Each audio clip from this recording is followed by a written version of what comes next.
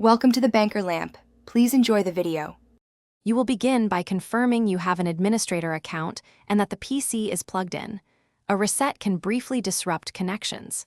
Next, back up any saved Wi-Fi profiles or VPN credentials because they will be removed.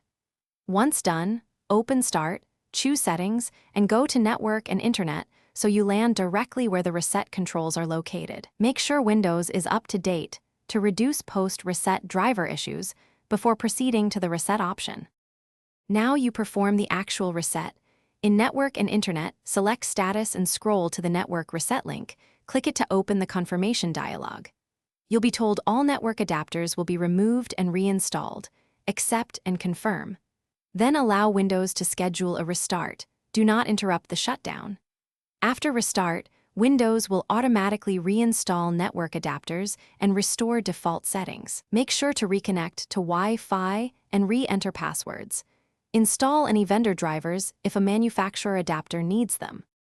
Finish by reconnecting to your Wi-Fi networks and reconfiguring VPN or static IP settings you backed up earlier. This verifies normal operation. Then open Device Manager to confirm network adapters are present and not flagged with errors. Update drivers from the device vendor if Windows installed generic drivers. If networking still fails, try rolling back a recent driver or using system restore to a point before problems began. As a single troubleshooting tip, reboot into safe mode with networking to isolate third-party software interference before deeper fixes. Thanks for watching. If this was helpful, leave a like and consider subscribing. See you next time.